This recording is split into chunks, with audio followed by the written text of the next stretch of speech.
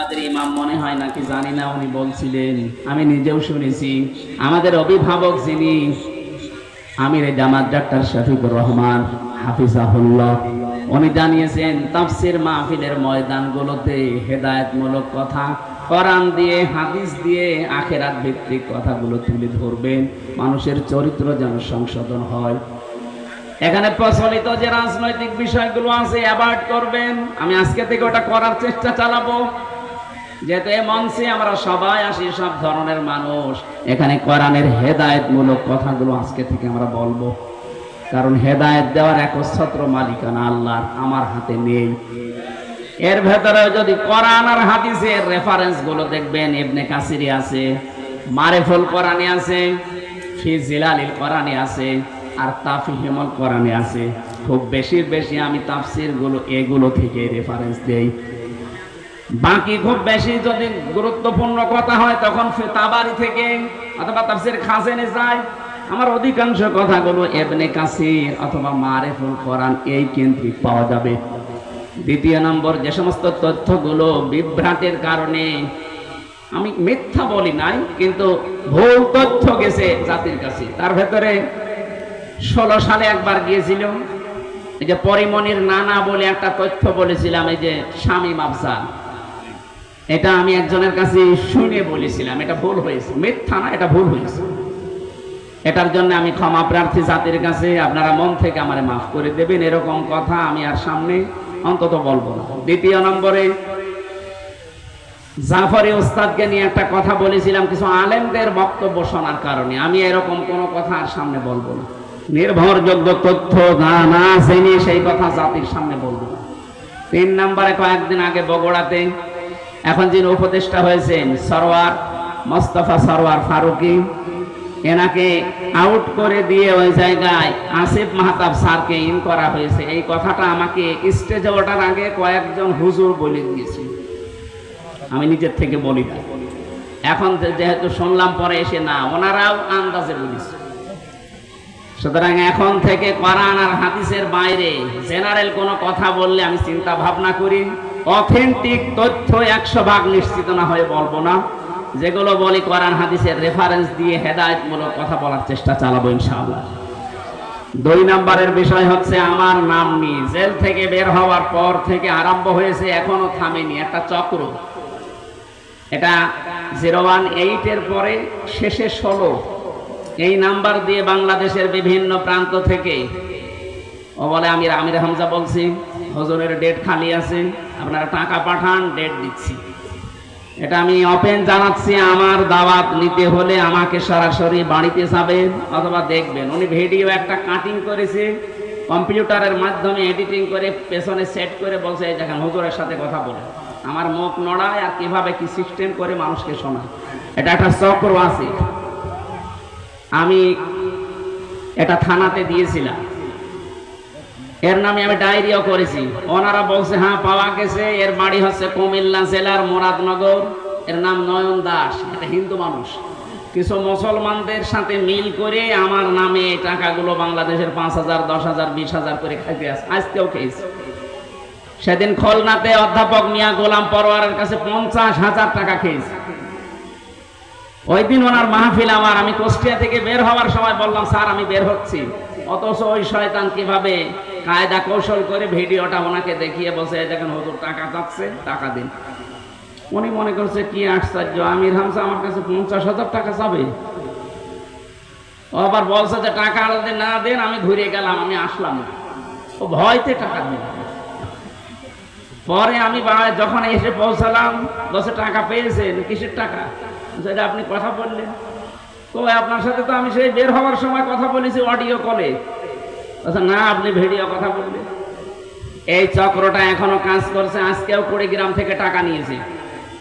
সাবধান করছি, সারা বাংলাদেশে এটা যাতে রেকর্ড হচ্ছে, প্রচার করে দেবেন। এই চক্র যেন আর একটা টাকা কারো কাছে খেতে না পারে। আমার দাওয়াত নেওয়ার সময় 4 আনা পয়সাও কাউকে দেওয়া লাগবে না। যদি কেউ টাকা চায়, ওরে বেঁধে রাখবেন, ওরে পিটিয়ে আমি নিজে ওই জায়গায় আদা মারা করে ফেলবো। এটা আমার দায়িত্ব, কোরআন প্রচার করা এটা আমার দায়িত্ব। আসার পরে যা করবেন ওটা আপনার দায়িত্ব।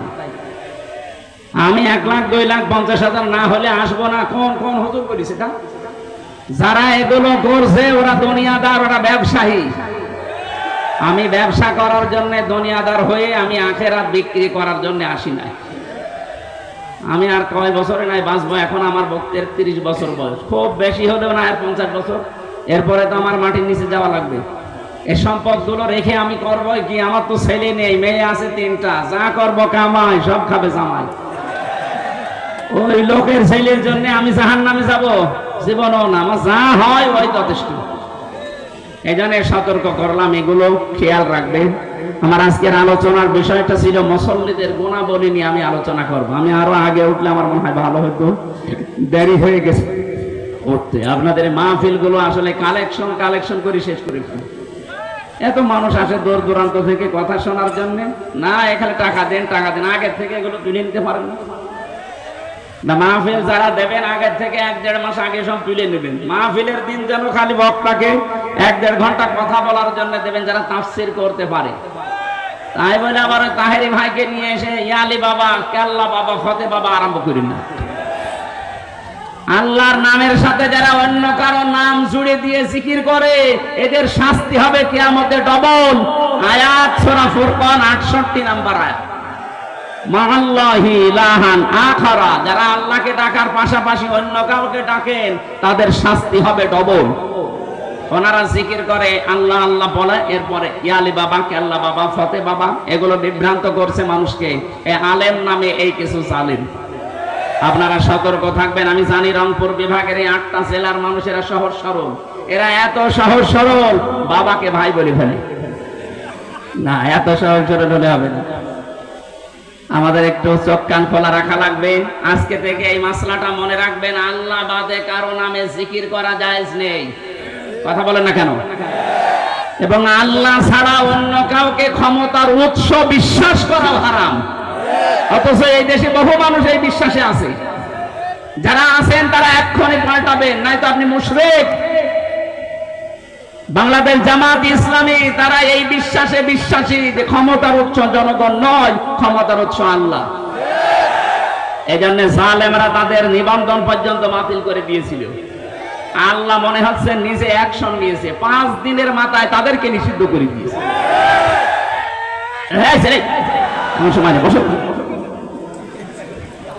কথা বোঝা গেছে না যায়নি?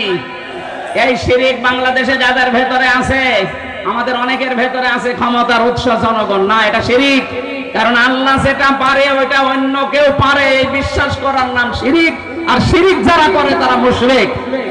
আর মুশরিক ছিল আবু জেহেল। আপনি আবু জেহেলের সাথে কিয়ামতে উঠবেন? আপনি চান মুসলমান নাম নিয়ে মুশরিক হয়ে কিয়ামতে উঠতে? সুতরাং এরকম কোন দলে যদি থাকেন, ওই দল আপনাকে পাল্টানো উচিত। ক্ষমতার উৎসকে এটা আমি বানালাম। সূরা বাকারার ভেতরে আছে, 2 নম্বর পারা 4 নম্বর পৃষ্ঠা 3 নম্বর লাইনে আছে, আন্নাল কুওয়াতা লিল্লাহি জামিআ, সব ক্ষমতার উৎসকে। আলা লাহুল খালকু ওয়াল আমরু, এই দুনিয়া বানিয়েছেন আল্লাহ, জমিনে আইনও চলবে আল্লাহ। আল্লাহর আইন বাদ দিয়ে অন্য কারো আইন যারা প্রতিষ্ঠার জন্য আন্দোলন করে, কোন মুসলমান ওই দলে থাকতে পারে না। এটা যদি রাজনীতি হয়, হ্যাঁ এটাই আমার রাজনীতি। আমি আল্লাহ ছাড়া কারো আইন মানি না, বিশ্বাসও করি না, কারণ প্রত্যেকের ভেতরে ভেজাল আছে। কথা বলেন না কেন? আমান আস্তাকু মিনাল্লাহি কিলা, আল্লাহর কথায় কোনো ভেজাল আছে? মুসল্লি হওয়ার 12টা গুণের প্রথম নাম্বার গুণ, মুসল্লিরা নিয়মিত হয়। যে কোনো কাজ করবেন নিয়মিত, তাহাজ্জুদ পড়লে নিয়মিত, জিকির করলে নিয়মিত, মা বাবার খেদমত করলে নিয়মিত। 2 মাস দিলেন, 3 মাস না দিয়ে কতদিন পরে যাবে ওই স্যারের মতো বৃদ্ধাশ্রমে। এই জন্য যে কোনো কাজ করবেন দায়ী মন, সর্বদা নিয়মিত।